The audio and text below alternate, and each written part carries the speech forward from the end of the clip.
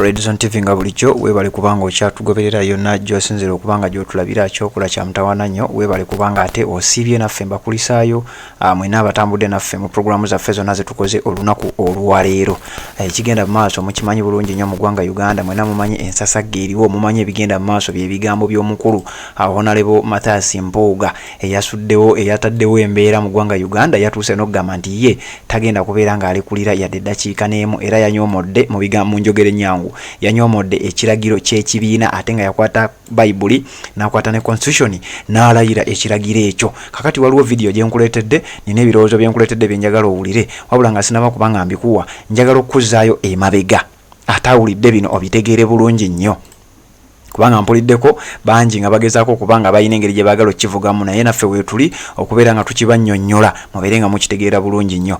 Redison TV kwoli bw'oba tonaba kubanga osubscribe nga kikola ekkirira wansi awo olaba ekigambo subscribe akikwateko osubscribinge ku channel eno kwata aka notification ate ojja kuba tomisinga nsonga yonna nakuwadde amawulire awo nga agakyasembyeyo ng'omukulu amaze okubanga azza omuliro yayise mu kipapula ekyo kye yawandiise n'akuuta omuko emika ebiri miramba omugugu gw'ebbaluwa gye yatadde ku mikutu gye egya social media ng'agezaako okulaga nga bw'atakkiriza kiragiro eky'ekibiina ekya National Unity Platform ate nga meeting yagirimu era meeting eyo nzijukira yamala olunaku lulamba omukulu n'akonfesinga n'akkiriza nti ekituufu ssente nazitutte. Kati ebimu ku bibuuzo bannayuganda bye beebuuza bye bino wammanga essente emiliyoni 5 ezisobola okukwata abasawo ba intaniza ababadde beekalakaasa ebbanga lyonna nga ssente ze babanja teziweza na miliyoni 5 yadde okunukkiriza essente ezo zibadde zisasula ezisobola obbasasula ezisobola okavalinga ekyo zigenda zitya mu mikono gy'omuntu omu.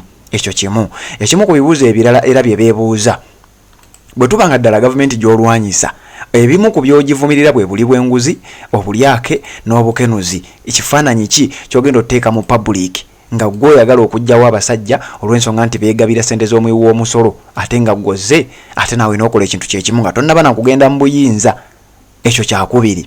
Ekibuuzo ekyokusatu ssente ezo we ziba nga ddala kale teyabadde enguzi ba leaders of opposition bonna nzize mbakusomera era ngenda bakusomera na wano obategeere bulungi bonna lwaki zitandikidde mu office eya leader of opposition mu parliament eya 2026 mu kisanja eky'emyaka 2 n'ekitundu egisoose.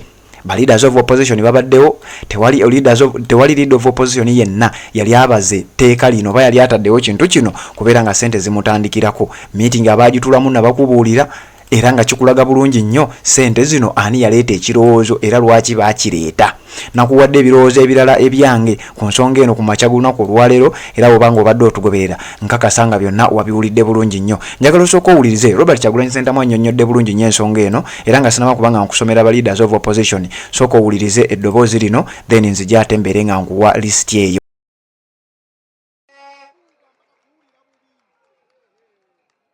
Waliwo n'omukulembeze omu baatuula ne bannaabwe nga batandika revolution ne bagamba ki ekitulwanaganya ne bano betugobaganya nti bulyake butemu bubbi ne bakola endagaano bino tulagaana okubyewala nti ye nayena kuffe naawe atukulembera gwe tunakwatira mu kikolwa kino nti kibonerezo kyekino waayitambale nga munne yennyini nga yaluguddemu eri mutwe olikyali wange naye bwona okwatibwa mu nguzi munnange nja kuba sirina kyakkola.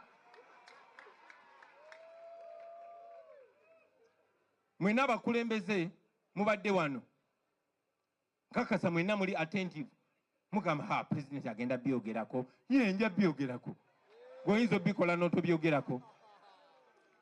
Mwena mumanyi tiweesibereddeewo wembadde nga ndi mu kutambuza firimu yaffe okwetoola ensi yonna. By the way twebaze Katonda nti firimu yaffe eyanika nakyemalira mu 7 ebunye ensi yonna era mu 7 kati be Uganda bafera naye takyafera nsi yonna yonna bonna bamuguddeko nga baali omutemu. Naye nga mukyakuba engalo nkomyewo ndowooza mbaleetedde awaadi nsangawo ate amawano. Nasanze nga waliwo protest oba okwekalakaasa okuli online. Omanyi kati mu 7 yalemesa abantu bonna okwekalakaasa ng'ovaayo ng'olwanyisa bubbi abaana bakyali mu kkomera kati abaavaayo okwekalakaasa nga bannabbanja babbye amabaati.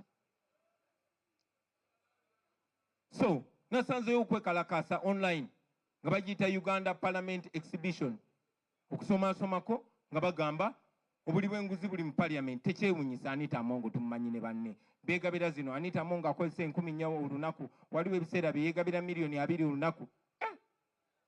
Ngenda okusanga nga n'abakulembeze ab'omu opposition ate nga si balala wabula nga deputy president wange. Kati mukuba mu ngalo musanyuse nnyo. So kyabadde kyannaku naye nabagamba baganda bange sigenda kusiriikirira era njagala ffenna tubeere mu kutya nange kennyini twewale ssente z'omumusolo. So sikiriza mu propaganda nennoonyereza nenfuna evidence era nempita meeting erimu abakulembeze bonna aba deputy president bonna abakulembeze b'ekibiina bonna omuli leader of opposition omuli secretary general omuli deputy secretary general n'abakulembeze ba MP bempa ekitiibwa nga bwe tukola bulijjo nga bwe nakola nga bampadde information nti baleese obukadde 40 ne babuwa ba MP ne bavaayo abamu ne bakkiriza ba Kagabo n'ono we Kayunga Sebutebandeke ne bakkiriza nti sente bazikiriza era ne tubabuulira ekyokola sente muzizeeyo abatazaayo mu abalonzi nabo abakwasa. Nga kye nakola nga nfunye information nti waliwo bwe bawadde million 10,000 ne babyegaana. So bwe nakyanjudde mu lukiiko lw'abakulembeze bonna era mukulu munnange mu kitiibwa nakkiriza nti bannange kituufu nenyigira mu bulyake buno kituufu sente zino twagenda nituzeegabira sente meka million 500,000. Kale ndowooza obiwulidde bulungi nnyo. Omusajja akugambye amateeka ge mwakkiriziganyako agafuga ekibiina. Ekibiina ekya National Unity Platform tekikkiririza mu buli bwanguzi era ko values zaakyo nkakasa nga zirabika bulungi nnyo. Abakulembera ekibiina tosobola kubeera deputy president nga tomanyi mateeka ago. Sente ezo ziteekwa okukuleetera obuzibu kubanga tezaabadde na nsonga. Leaders of opposition abazze batuula mu office eyo bali 11 we twogerera. Kwaliko Milton Obote Kinkaga Mugumu Nkaga Mwebiri Basiri Kiza Batalingaya Nkaga Mwebiri Nkaga Mwena Alex Latimu Nkaga Mwena Nkaga Mwena Nsanvu Mugumu Dr. Paul Kawanga Semwogerere Kinana ne Kinana Mukaga Professor Morris Ogengala Tigo 2 Mukaga paka 210 Nathan Nandala Mafabi 211 paka 213 Philip Wafula Ogutu 213 paka 215 Winifred Chiza 215 paka 216 Betty Awolo Chan 218 220 Mugumu.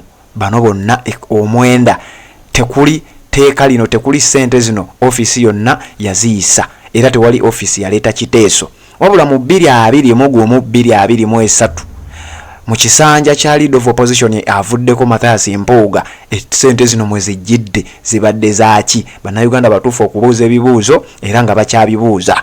Anti mugamba okusinziira ku kiwandiiko leader of opposition teyataddewo kiraganga nti kati Lutalo kubanga yagambye takkiriza kiteeso kya kibiina newankubadde meeting yagibaddemu era n'agamba nti waliwo abasasulwa okubeera nga bamuvoola naye wano kuno si kuvoola kubanga ekikolwa ekyobuli bw'enguzi ekibiina ekya NUP kyekitakkiriziganya nakyo ndowooza si muntu yaba akuvodde wabula gwoba wevodde. Bannange bikyali bingi byonna tugenda bikuleetera gwe weekuumire ku mikutu gyaffe bw'otanaba kubanga osubscribinga kikole ate obeere ng'otambula naffe kubanga tukyajja ebintu bikyali bingi nnyo amawulire gakyali mangi tugenda kubanga tugakutuusaako.